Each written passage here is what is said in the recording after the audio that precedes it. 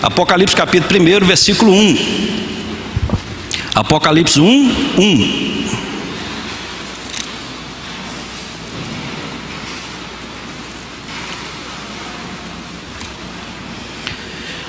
Os irmãos leiam Apocalipse capítulo 1, versículo 1 para nós.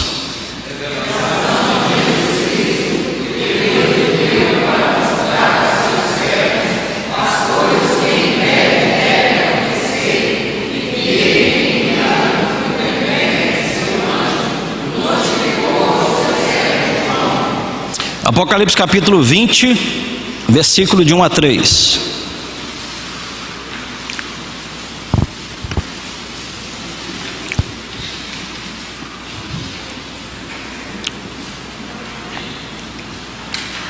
Diz assim a palavra do Senhor: Então vi descer do céu um anjo, tinha na mão a chave do abismo e uma grande corrente. E segurou o dragão, a antiga serpente, que é o diabo, Satanás, e o prendeu por 1000 anos. Lançou-o no abismo, fechou e pôs selo sobre ele, para que não mais enganasse as nações até se completarem os 1000 anos. Depois disso é necessário que ele seja solto pouco tempo. Irmãos, nós precisamos entender algo sobre interpretação bíblica e questões doutrinárias. Na verdade, irmãos, muito daquilo que nós vemos à nossa volta tem a ver com a teologia que nós cremos. Isso é histórico e isso é um fato real. Vivemos um tempo, irmãos, que na verdade ele coincide com a nossa teologia que nós cremos no momento. E a igreja precisa de entender, queridos, que os maiores erros e os maiores desvaneios que tem hoje é por falta de conhecimento da Escritura. Oséias capítulo 4, versículo 6, nos fala: o meu povo está sendo destruído por falta de quê? De conhecimento. O Senhor Jesus diz: errais por não conhecer o poder de Deus e a Escritura. Irmãos, o tempo que nós vivemos tem a ver com a teologia predominante do momento. Isso é fato histórico. E nós temos muitas confusões no meio teológico, muitas confusões sobre tribulação, muitas confusões sobre amilenismo, pré-milenismo, pós-milenismo. E a igreja do Senhor, irmãos, como povo, nós precisamos de saber onde nós estamos pisando e aquilo que nós cremos. E o propósito nosso nesse tempo, irmãos, de estudar todo o livro de Apocalipse, do capítulo 1 em diante, irmãos, é esclarecer algumas questões muito importantes para a igreja sobre esses temas. Algumas coisas que nós já vimos, mas não em sequência lógica, e nós vamos começar a ver agora numa sequência mais lógica, para que haja um maior entendimento por parte da igreja. E o nosso desejo, querido, é que haja um tempo de muito proveito para a igreja estudando o livro de Apocalipse.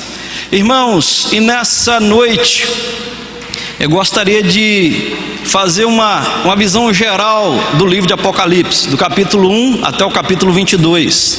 Como entender a mensagem do Apocalipse? Querido, o livro de Apocalipse é um livro sobre Jesus e a sua igreja. Nós lemos aí Apocalipse 1:1. É um livro de revelação. O que é Apocalipse, irmãos? Revelação. O véu, ele é tirado e nos é dado discernimento de determinadas coisas. Todas? Não, algumas. Essa revelação é feita por meio de sinais. O livro de Apocalipse é um livro de candeeiros, de selos, de trombetas e de taças. E na verdade nós temos de aprender a interpretar isso e entender todos esses sinais que nós temos no livro de Apocalipse. Nós temos também muitos números no livro de Apocalipse. Nós temos 12, predominando em Apocalipse. Nós temos 7. Sabe quantas vezes a palavra 7 aparece no livro de Apocalipse? 54 vezes. Nós lemos nos capítulos 1, 12, 13, 20 e 5, 5, que tanto a igreja como a história estão sob total controle de Jesus Cristo. O livro de Apocalipse nos apresenta, irmãos, um controle total de Jesus, da história. O desenrolar da história só aconteceu porque Jesus está no controle. A história não caminha para o caos, como talvez pareça diante de tanta turbulência, nem está dando voltas cíclicas, mas a história caminha para um fim glorioso da vitória completa de Cristo e da sua igreja. Irmãos, tudo coopera para o bem daqueles que amam a Deus. Jó capítulo 42, os planos do Senhor não podem ser frustrados. Deus tem um plano eterno, Deus tem um decreto eterno, Deus tem um governo eterno, e Deus em momento nenhum perdeu o controle da história. Às vezes nós vemos crise aqui, queridos, mas você tem de entender que existe um trono. Apocalipse capítulo 4, existe alguém sentado no trono, mas o céu, ele não está em crise. Está tudo debaixo do controle absoluto de Deus. E o propósito ao estudarmos o livro de Apocalipse não é para nos aproximarmos de curiosidades sobre o futuro. O propósito, irmãos, é cada dia trazer para nós consolo. O livro de Apocalipse nos consola ao entendermos que Deus está no controle de tudo, tudo acontece pela pessoa gloriosa do Senhor Jesus. É também para mostrar, querido, o âmago da luta que estamos travando contra o mundo, o diabo, e uma vitória retumbante e majestosa de Cristo sobre todas as coisas. Esse é o propósito do livro de Apocalipse. O estudo do Apocalipse deve nos incentivar a cada dia a buscar a santidade, deve nos encorajar no meio do sofrimento. O apóstolo João estava na ilha de Patmos, e diz a palavra do Senhor que ele estava ali no dia do Senhor. Sabe o que significa a ilha de Patmos? Patmos significa a ilha das feras, porque o velho apóstolo João foi levado para Patmos. Ele foi ali para ser morto pelas feras, mas Deus tinha um outro propósito. O propósito de Deus era descortinar as revelações do Apocalipse para o apóstolo João. Aqueles que se aproximam do livro do Apocalipse, eles têm de entender, primeiro, a certeza de que Jesus tem o total controle da igreja. As 7 cartas, as 7 igrejas, ele fala assim: eu sou aquele que caminho no meio dos candeeiros.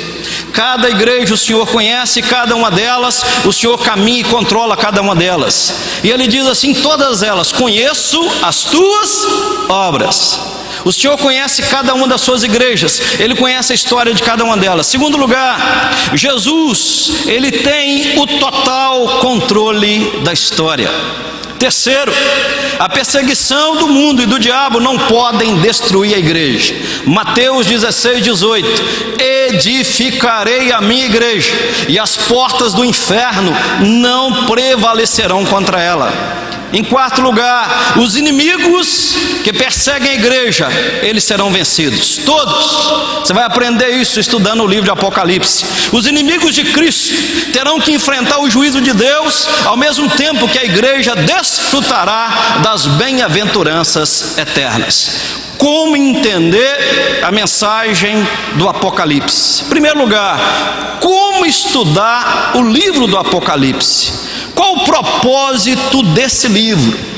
O propósito principal, irmãos, do livro de Apocalipse é confortar a igreja militante, que somos nós. Igreja triunfante, aquela que já está no céu, amém? Os santos que morreram e já foram para o céu. A igreja militante em seu conflito contra as forças do mal. O livro está cheio de consolações para os crentes afligidos. A esses crentes afligidos, aqueles que passam perseguição, aqueles que são ultrajados, aqueles que são humilhados, é dito para eles, em primeiro lugar, irmãos, é dito para a igreja que Deus vê as suas lágrimas. Apocalipse 7:17 e Apocalipse 21:4, querido, Deus vê as lágrimas de cada um da sua igreja, amém? Também, querido, o livro de Apocalipse deixa bem claro para nós que as nossas orações produzem verdadeiras revoluções no mundo. Apocalipse capítulo 8, versículo 3 e 4. Olha aqui para mim, querido. Você sabia que a sua oração é munição de guerra para Deus? Amém? A sua oração é munição de guerra para Deus. Nós vamos ver isso detalhadamente em Apocalipse capítulo 8, irmãos. Os juízos, eles começam em Apocalipse capítulo 8, mas todos os juízos de Apocalipse, eles são antecedidos por quê? Pela oração. Querido, oração é munição de guerra para Deus. A nossa oração faz parte dos propósitos eternos de Deus para cumprir os seus decretos. Todos os juízos apocalípticos, a partir do capítulo 8, antecedidos foram pelas orações. Nós vemos também, querido, que para o crente, como está lá em Apocalipse capítulo 14, versículo 3, a morte do crente é preciosa aos olhos do Senhor. Vemos também, querido, que nós temos uma vitória assegurada no capítulo 15, versículo 2. Vemos, querido, que o sangue dos mártires, dos verdadeiros cristãos, será vingado. Vemos também que o seu Cristo, o Cristo da igreja, governa o mundo em nosso favor. Vemos também que o Cristo voltará em breve, como está em Apocalipse 22, 17. Maranata, ora vem, Senhor Jesus. Querido, qual o tema principal do livro de Apocalipse? O tema é a vitória de Cristo e da sua igreja sobre Satanás e os seus seguidores. Alguém ache para mim Apocalipse 17, 14, fique de pé e leia bem forte. Apocalipse 17, 14.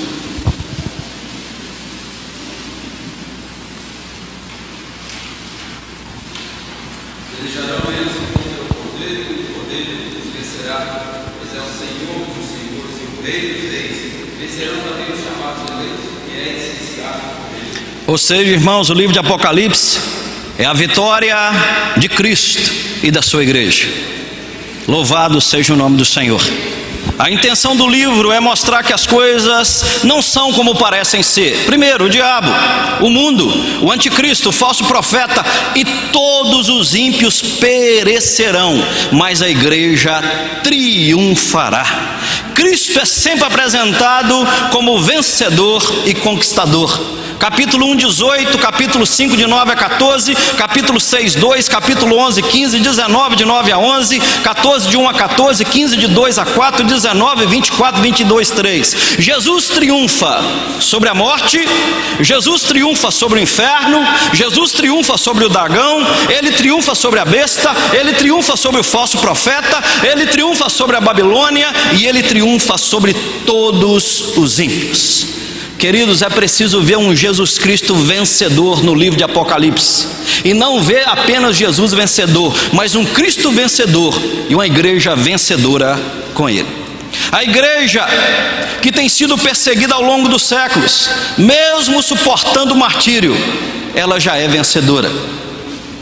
Os juízos de Deus mandados para a terra são uma resposta de Deus às orações dos santos. Abra sua Bíblia em Apocalipse capítulo 8. Apocalipse capítulo 8, de 3 a 5.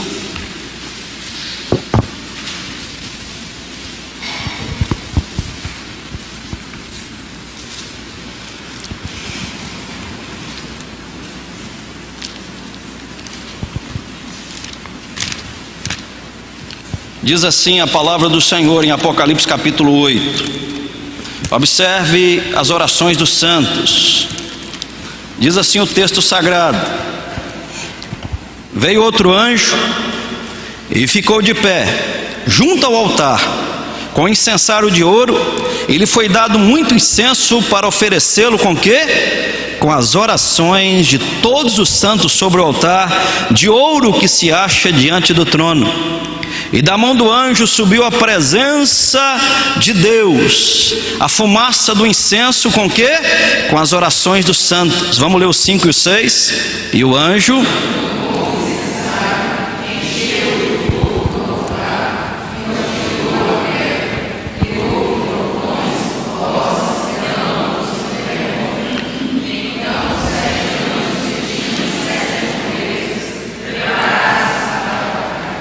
Irmãos, o versículo 5 fala: e o anjo tomou o incensário e encheu de fogo do altar e atirou à terra. O versículo 3 e 4 nos fala que esse incensário estava cheio de quê? Das orações dos santos. E houve trovões, vozes, relâmpagos e terremoto. Querida, a oração do crente é munição de guerra para Deus. Não se esqueça disso. Em terceiro lugar, querido, para quem foi destinado este livro? Este livro foi inicialmente endereçado aos crentes que estavam suportando o martírio na época do apóstolo João. Houve grandes perseguições nos primeiros séculos da igreja, queridos. Primeiro, Nero, 64. Nós sabemos, irmão, de toda a tragédia que conta a história da destruição do templo, de tudo que acontecia. Não vou entrar em detalhes devido ao tempo. Nós vemos também Domiciano em 95 depois de Cristo, que perseguiu a igreja. 112 depois de Cristo foi Trajano. Marco Aurélio foi em 117 e Sétimo Severo foi no fim do século a perseguição da igreja. Décio foi em 250 depois de Cristo e Diocleciano foi em 303, ou seja, a igreja desde o seu nascedouro, desde a pessoa do Senhor Jesus, a igreja primitiva até o século 3, ela foi perseguida. Apocalipse, irmãos, foi para confortar esses crentes, foi para encorajar esses crentes. Ou seja, o Cristo está vivo, Ele é vencedor. Se Cristo é vencedor e está vivo, a igreja também é vencedora com Ele. Qual foi o escrito deste livro? Este livro foi escrito por João. João, quase no final do governo de Domiciano, quando foi banido para a ilha de Patmos, ele recebe uma revelação de Deus. E é mandado agora a 7 igrejas da Ásia Menor. E como eu preguei aqui domingo passado, essas 7 igrejas representam todas as igrejas em todos os tempos, em toda a história e para todo o sempre. O Apocalipse, irmãos, foi escrito para a igreja. O Apocalipse que nós lemos aqui hoje, irmãos, ele é contemporâneo. O Apocalipse que nós estudamos aqui hoje é para nós, irmãos, Igreja Presbiteriana de Mantena. O Apocalipse que nós estudamos aqui hoje, irmãos, é para a igreja do Senhor espalhada sobre a face da terra. Agora eu gostaria da atenção de vocês. Irmãos, nós somos filhos de uma reforma protestante, lembra disso? Quem lembra aí a data da reforma? 31 de outubro de 1517. Irmãos, nós temos uma interpretação que nós cremos que ela é fidedigna com a Escritura. Tem muita coisa, irmãos, que se fala que não tem na Bíblia. A interpretação que nós seguimos do Apocalipse, irmãos, ela é a interpretação histórico-gramatical. Nós cremos na interpretação reformada. Nós cremos, irmãos, na interpretação doutrinária do Apocalipse. Certa feita eu cheguei lá na minha casa, alguns anos atrás, eu estava no seminário ainda. O senhor, meu pai, ainda era vivo, e ele estava com um copo d'água em cima da televisão, e estudando, ouvindo uma mensagem sobre anjos. E eu sentei com ele para ouvir a mensagem dos anjos. E o pai estava todo empolgado. Aí ele falou: o que você achou, Zé? Eu falei: boa coisa para o senhor jogar fora. Irmãos, tem muita coisa que se fala de Apocalipse e de escatologia que é muito mais especulação do que Bíblia. De vez em quando você se vê até algum presbiteriano falar: sabe, porque nós vamos ser arrebatados. Nós temos de aprender sobre isso, irmãos. Porque a igreja, antes da tribulação, ela vai subir. Irmãos, isso não é visão bíblica e não é visão reformada. Tem muita coisa que se fala, irmãos, porque se acostumou a repetir o que os outros falam. Mas tudo o que falamos tem de estar fundamentado na Escritura. O nosso estudo de Apocalipse, irmãos, ele é fundamentado em autores reformados. Autores como William Hendricks. Quem quiser o livro de Hendricks, Mais do que Vencedores, pode pegar comigo que eu empresto. Nós temos um autor reformado excelente chamado Antônio Huckman, que ele escreve a Bíblia e o Futuro. Tem um livro hoje do Hernandes sobre Apocalipse, versículo por versículo, também, que é ótimo. Mas a visão, irmãos, é uma visão da herança da reforma. Essa tem de ser a nossa visão. Pastor, por quê? Porque a igreja é reformada? Não, irmãos, porque nós entendemos que é a melhor interpretação de Apocalipse. Eu conheço algumas, mas entendo que a visão reformada é a mais ampla e a mais fiel à Sagrada Escritura. E quando você entende a forma que é interpretado o Apocalipse dos filhos da reforma, você vai entender, não é que eles têm razão, Quando você entende as divisões do Apocalipse de uma maneira clara e acompanhe de maneira bíblica, você vai entender que realmente a interpretação é a mais correta possível. Irmãos, nós temos 3 escolas de interpretação do livro de Apocalipse. Primeiro, nós temos uma interpretação preterista. A interpretação preterista, ela entende que tudo o que é profetizado no livro de Apocalipse já aconteceu. O livro narra apenas as perseguições sofridas pela igreja, pelos judeus e imperadores romanos. De acordo com os preteristas, o livro cumpriu o seu propósito de fortalecer e encorajar a igreja apenas lá no primeiro século, ou seja, apenas até 100 depois de Cristo. Essa corrente falha em ver o livro como um livro profético pertinente por toda a história da igreja. Quando nós entendemos Apocalipse, nesse estudo aqui você já vai começar a entender a visão que na verdade o Apocalipse permeia toda a história do advento de Cristo, ou seja, a sua primeira vinda, entre o nascimento de Jesus até a segunda volta de Cristo. Nós temos, irmãos, uma interpretação futurista.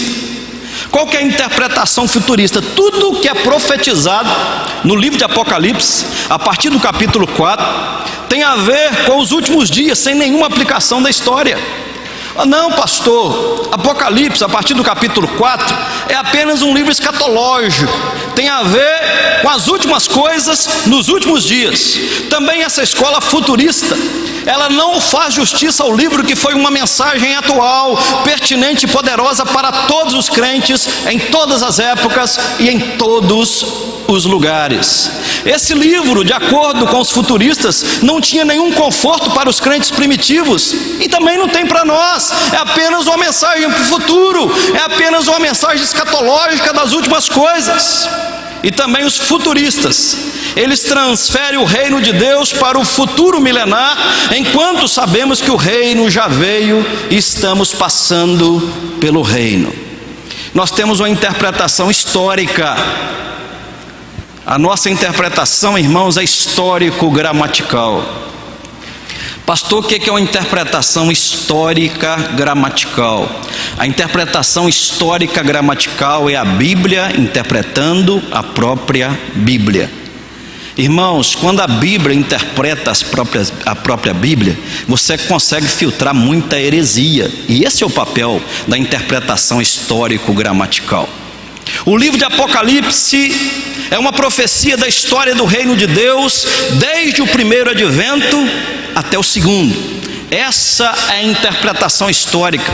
O livro, ele é rico em símbolos, imagens, números, e está dividido em 7 seções paralelas e progressivas.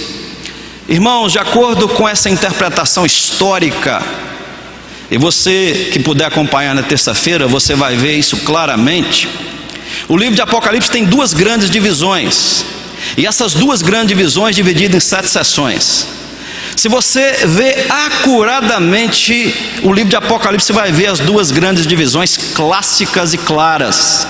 Você vai ver as 7 seções claras no livro de Apocalipse.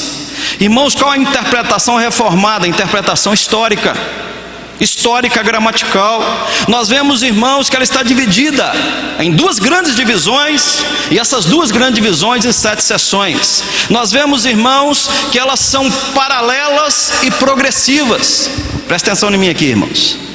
Cada uma das 7 seções, presta atenção, são paralelas e progressivas. Nós temos 7 candeeiros, 7 selos, 7 trombetas, 7 taças.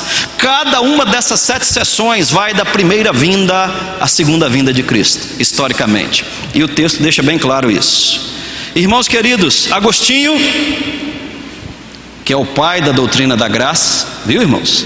O pai da doutrina da graça não é Calvino, gente. O pai da doutrina da graça é Agostinho.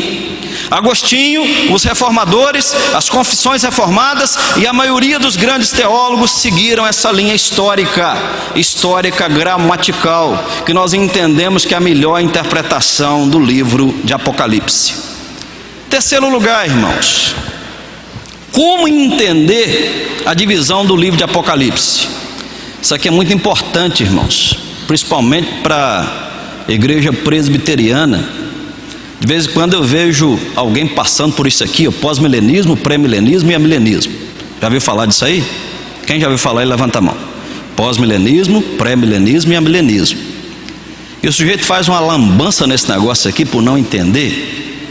E isso aqui faz uma bagunça escatológica na cabeça da pessoa, que ele fica perdido. Vamos entender um pouquinho, irmãos. Primeiro, nós temos a corrente pós-milenista. O significado disso: a segunda vinda de Cristo se dará depois do milênio. Nós lemos em Apocalipse capítulo 20, versículo 1, 2 e 3, que Satanás será preso por 1000 anos. Acompanhe comigo aqui, gente. Então, de acordo com essa corrente, a segunda vinda de Cristo se dará depois do milênio. Nós temos aqui, de acordo com eles, algumas ordens dos acontecimentos. Nós temos a parte final da era da igreja, isto é, os seus últimos 1000 anos, que será uma época de paz e abundância promovida pelos esforços da igreja. Irmãos, acompanhe meu raciocínio. Se você não entender, levanta a mão. De acordo com os pós-milenistas, será 1000 anos de paz. Está ao contrário do que nós estamos vivendo, né, irmãos? Será que nós temos alguma hoje intitulado paz em algum lugar, irmãos? Você viu hoje o que a Síria fez, irmãos? Quem viu aí o que a Síria fez? É um absurdo, irmãos, triste. A Síria hoje, irmãos, e o problema é que foi o presidente, o Bashar al-Assad lá, ele atacou uma cidade, irmãos, com bombas químicas, sem cheiro, sem vapor e sem nada. Matou inocentes e crianças rolando na rua, porque não tem cheiro, não tem nada, mas na hora que chega a pessoa é consumida. Irmão, será que existe paz no tempo que nós estamos vivendo? Na Rússia ontem, estourou um homem-bomba lá, não sei, matou quantas pessoas lá no metrô na Rússia. De acordo com o pós-milenismo, irmão, seria 1000 anos de paz. Aquela interpretação lá de Isaías, que a onça e o leão e o boi pastarão juntos. De acordo com ele, será esses 1000 anos que teria sobre a face da terra. Depois disso, depois desses 1000 anos, Cristo viria, seguir-se-á então uma ressurreição generalizada e depois um juízo geral e a eternidade. Qual que é o método de interpretação do pós-milenista? A interpretação pós-milenista é amplamente espiritualizada no que tange a profecia. De acordo com eles, Apocalipse capítulo 20, todavia será cumprido num reino terreno, estabelecido pelos esforços da igreja, tudo quem faz a igreja. Eles creem que o mundo vai ser cristianizado e que teremos uma grande e um poderoso reavivamento e um crescimento espantoso da igreja, ao ponto da terra encher-se do conhecimento do Senhor. Essa corrente, irmãos, ela foi muito forte no século XVIII e no século XIX. Quando as missões estavam ali expandindo, nós temos alguns autores conhecidos como Jonathan Edwards, nós temos Charles Hodge, nós temos muitos que foram defensores do pós-milenismo. Muitos missionários foram influenciados por essa interpretação. Agora presta atenção em mim, irmãos. Essa corrente pós-milenista, ela deixa de perceber biblicamente que antes da vinda de Cristo estaremos vivendo um tempo de crise e não um tempo de despertamento espiritual. É sempre isso que nós temos alertado, irmãos. Mateus 24, irmãos, 1 Tessalonicenses, 2 Tessalonicenses. O Senhor Jesus, quando eles indagaram a eles sobre o tempo do fim, na verdade Jesus foi lá para um protótipo de juízo. Ele falou assim: será como nos dias de quem? De Noé. Lembra dos dias de Noé? Ninguém se importava com Deus, todos abandonaram o Senhor. Irmãos, o tempo da segunda vinda de Cristo será como nos dias de Noé, irmãos. Nós vivemos, irmãos, um prelúdio dos dias de Noé. Vivemos um tempo, irmãos, onde não existe paz. O homem não tem paz. As guerras assolam as nações. Apocalipse 24 nos fala, irmãos, que os pais se levantariam contra os filhos e os filhos contra os pais. Será que nós estamos vivendo isso, irmãos? Apocalipse 24 nos fala, irmãos, Mateus 24, 12, que por multiplicar a iniquidade o amor se esfriaria de quase todos, mas aquele que perseverar até o fim, esse será salvo. Será que o amor não se esfriou de quase todo, irmãos? O Senhor Jesus, irmãos, ele alerta que esse tempo, a igreja, o mundo estaria vivendo um tempo de crise, não um tempo de despertamento espiritual. Essa visão, irmãos, é a visão pós-milenista, que Cristo viria depois do milênio. Biblicamente, irmãos, nós teríamos facilidade de aceitar o pós-milenismo, irmãos? Não. Por quê? Porque não condiz com o ensino da Sagrada Escritura. Nós temos a segunda corrente, irmãos, a corrente pré-milenista. Então, pós-milenista e pré-milenista. A segunda vinda de Cristo acontecerá antes do milênio. Nós lemos Apocalipse capítulo 20, de 1 a 3, 1000 anos, Satanás. De acordo com a corrente pré-milenista, a segunda vinda de Cristo vai acontecer um pouquinho antes desse milênio. Ou seja, antes desses 1000 anos, Jesus voltaria sobre a terra. Nós temos algumas ordens dos acontecimentos.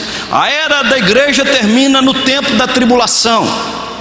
Cristo volta à terra, estabelece e dirige o seu reino por 1000 anos. Cristo reinando por 1000 anos, ocorre a ressurreição e o juízo dos não salvos, e depois então vem a eternidade. Essa corrente, irmãos, ela tem um método de interpretação.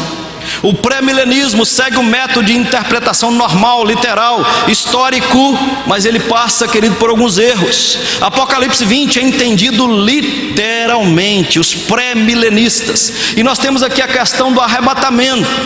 Entre os pré-milenistas não há unanimidade quanto ao tempo que vai ocorrer o arrebatamento. Lembra de uma série de filmes aí deixados para trás? Quem tem em casa? Quem tem? Tem gente que tem. Aproveita e joga fora. Simpático pastor, né? Irmãos, aquele filme deixado para trás, todos os presbiterianos viram. 1, 2, 3, 4, 5, 6, 7, o avião no ar e o piloto sumia. Lembra? Carro sendo dirigido, batia no poste, porque o motorista sumiu. Essa é a visão, irmãos, pré-milenista. Nós temos que tomar muito cuidado com ela, porque ela não condiz com a Sagrada Escritura. Os pré-milenistas históricos ou moderados distinguem dos amilenistas. Eles têm dificuldade entre reino e ressurreição. E nós temos alguns detalhes para falar sobre isso aqui, irmãos. Os pré-milenistas dispensacionalistas ou extremados têm vários ensinos estranhos às Escrituras. Olha aqui para mim, irmãos. Tem um monte de presbiteriano que faz isso aqui agora que eu vou falar aqui, irmãos. Falar baixinho para ninguém escutar. Mas está gravando, né? Falei alto. Você já viu como os pastores gostam de ir lá em Israel? Tem um monte de pastor que gosta de Israel. Outro dia eu estava no meio dos irmãos aí, né? Falei, rapaz, se me der a passagem para ir lá, se pagar a minha ida, me levar no aeroporto em Vitória, é capaz de eu não ir ainda. Tão pouco que eu gosto de viajar. Sabe por quê, irmãos? Eles gostam tanto de Israel e Jerusalém, porque na verdade, irmãos, eles creem na distinção entre a igreja e Israel no tempo da eternidade. Eles creem nas promessas, irmãos, que é para Israel. Eles creem que tudo vai acontecer apenas em Jerusalém. Irmãos, esses são irmãos nossos, mas são pré-milenistas. Por isso que tanto gostam de ir lá em Israel. Rapaz, o sonho de alguns irmãos que eu amo aí é ir lá em Jerusalém tirar uma foto sentado num camelo. Fui em Jerusalém, conheci a Terra Santa. Irmãos, para nós aqui, irmãos, o que tem hoje aquela terra de santa, irmãos? Isso nos mostra, irmãos, que o Israel hoje não é geográfico, mas o Israel hoje é o quê? Espiritual. Você sabia que hoje encontram-se pouquíssimos judeus ortodoxos hoje em Israel verdadeiros? Você sabia que onde está hoje, na hora que você vê naquela figura ali hoje, daquele topo de uma igreja de ouro ali, você sabia que aquilo ali é uma capela muçulmana? Sabia disso? O islamismo hoje toma conta de Israel. Irmãos, hoje o Israel de Deus, para eles, tudo vai para Jerusalém. O reino de Deus, para eles, foi adiado até o milênio. Qual que é a oração do Senhor Jesus em Mateus capítulo 6? Venha o teu reino. João Batista, qual que foi o anúncio de João Batista? Arrependei-vos, porque está próximo o reino dos céus. Jesus veio com a mesma mensagem e depois Jesus falou: arrependei-vos, porque é chegado o reino dos céus. Aleluia. Jesus estabeleceu o reino dele. Como nós fazemos parte desse reinado? O dia que você entrega a sua vida ao Senhor Jesus, você vai fazer parte desse reino, o reino de Jesus que foi estabelecido sobre a sua terra. Jesus é o rei. Irmãos queridos, a crença deles num arrebatamento secreto seguido de uma segunda vinda visível condiz com a Escritura, irmãos. Vai ter um arrebatamento secreto, irmãos? O que a Bíblia fala? Todo olho verá, até o olho que foram traspassados. A ideia de que a igreja não passará pela grande tribulação, a igreja será poupada da ira de Deus, mas não da tribulação. A ideia é que teremos várias ressurreições. Isso aqui é complicado, irmãos. Irmãos, Deus é o Deus do pacto. O que é a ideia de várias ressurreições e várias dispensações? Isso, quem crê isso são os dispensacionalistas, e não tem fundamento bíblico. Deus não tem vários planos, Deus tem um plano eterno, e um plano eterno que não pode ser frustrado. Amém? A ideia de que haverá chance de salvação depois da segunda vinda de Cristo, para mim a mais absurda é essa aqui. Irmãos, nós temos hoje uma correria de pessoas para conversão? Sinceramente, tem ou não, irmãos? Não, irmãos. Nós lemos esses dias o livro de Juízes e Samuel, né? A palavra de Deus e as visões não eram frequentes. Nós estamos vivendo esse tempo, irmãos, tempo de frieza, indiferença. As pessoas estão correndo hoje para entregar a vida para Jesus? Não, irmãos, estão correndo de Jesus. Irmãos queridos, hoje, João 16:8, vou tentar explicar para vocês. O que é que diz João 16:8? Que o Espírito Santo convence o homem do pecado, do juízo e da justiça. De acordo com essa corrente, irmãos, aconteceu o arrebatamento. Com o arrebatamento, quem subiu? Quem mais? O Espírito Santo. Irmãos, como hoje, quem convence o homem do pecado, do juízo e da justiça é quem? O Espírito Santo. Se no arrebatamento da igreja o Espírito Santo vai subir, qual possibilidade que tem de alguém converter, irmãos? Nenhuma. Essa é a mais absurda delas. Queridos, nós temos aqui uma terceira corrente. Nós temos então, em primeiro lugar, pós-milenista. Segundo, pré-milenista.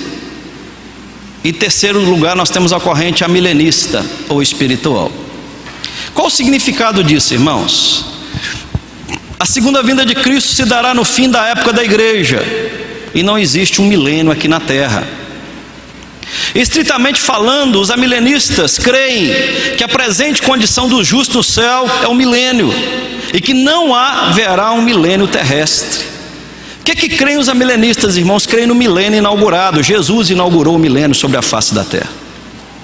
Aqueles que estão no céu estão desfrutando do milênio.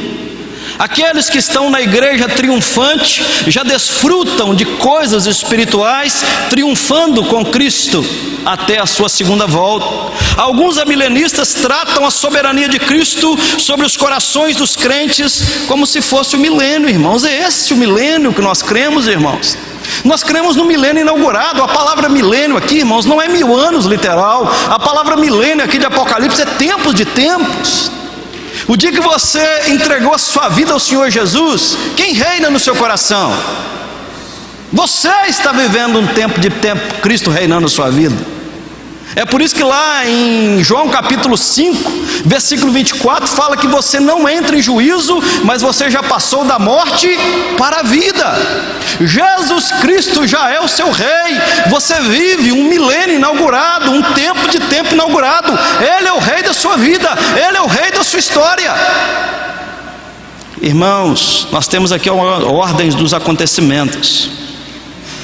A era da igreja terminará num tempo de confusão e convulsão.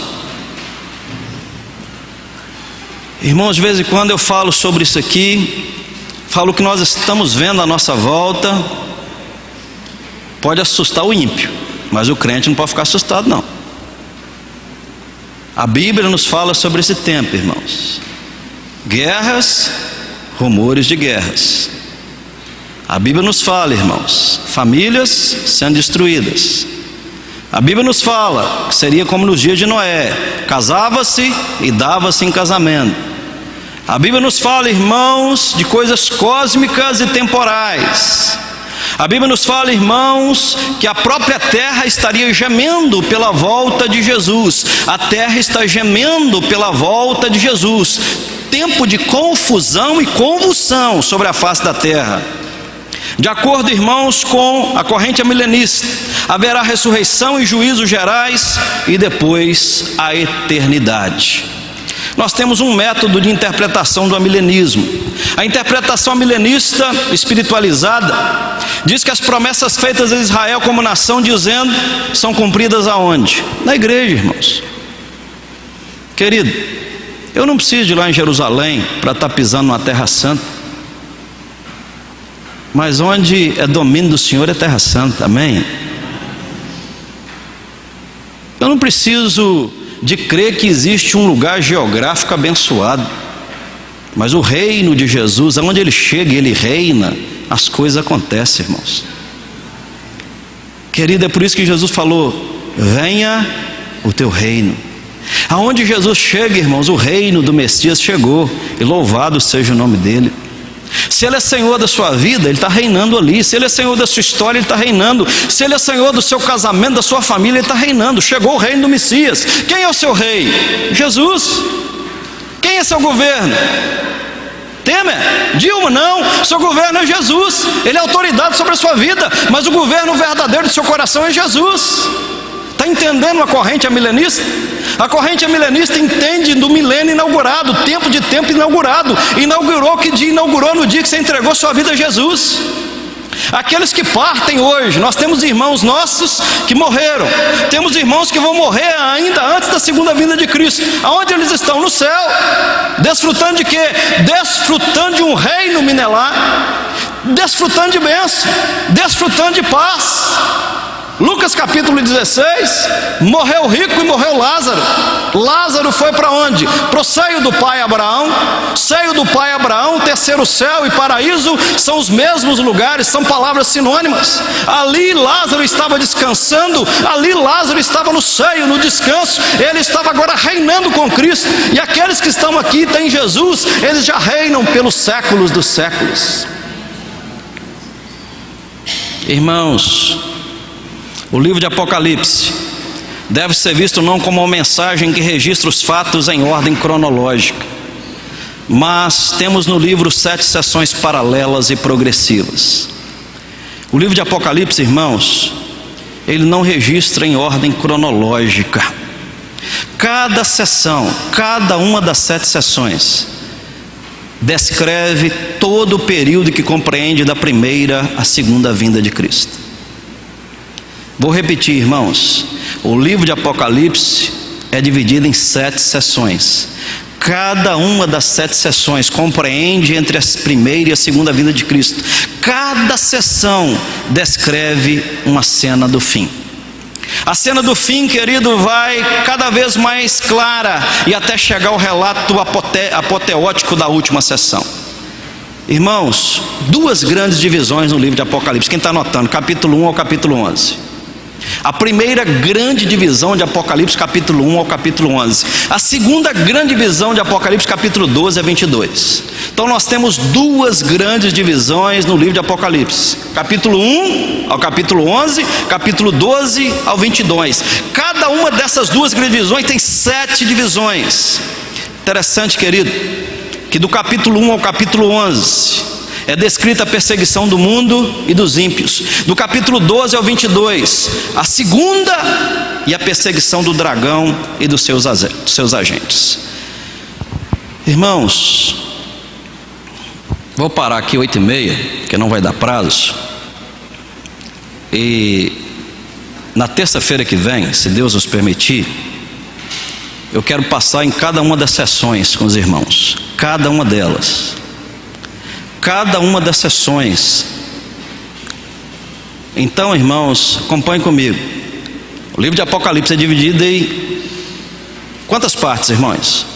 Duas grandes divisões. A primeira grande divisão, do 1, a segunda. Cada uma dessas divisões vai entre a primeira e a segunda vinda de Cristo. Queridos, quem puder vir terça-feira que vem, você vai ver que cada uma dessas sessões aponta a primeira e a segunda vinda de Cristo. Claramente. Pastor, não vai ter forçação de interpretação? Não. Cada uma das sessões compreende o tempo entre a primeira e a segunda vinda de Cristo. A interpretação de Apocalipse, irmãos, não pode ser cronológica. Pastor, o que é cronológica? Não pode ser em ordem de datas nem de acontecimentos, mas tem de ser em ordem entre a primeira e a segunda vinda de Cristo. Que Deus nos abençoe, irmãos. Terça-feira que vem a gente continua, e eu creio que nesse tempo aqui, quem puder participar, nós seremos muito abençoados com o estudo do livro de Apocalipse. Amém? E o nosso desejo, querido, é esclarecer 3 correntes: pré-milenista, pós-milenista e amilenista. Eu já vi alguns pastores pregar sobre isso, e a Marília estava junto, e o pastor falou: irmãos, eu vou falar sobre o pré-milenismo, sobre o pós-milenismo e sobre o amilenismo. Aí no final da pregação ele falou: ó, agora você vai decidir qual a interpretação sua. E eu estava sentado lá. Irmãos, nós temos fundamento para sermos pré-milenistas? Não, irmãos, não tem fundamento bíblico. Nós temos erros em relação ao pré-milenismo? Sim. Irmãos, nós temos condições de falar: não, eu sou pós-milenista histórico. O pós-milenismo, irmãos, aponta que Jesus vai voltar depois do milênio. A igreja vai ser arrebatada.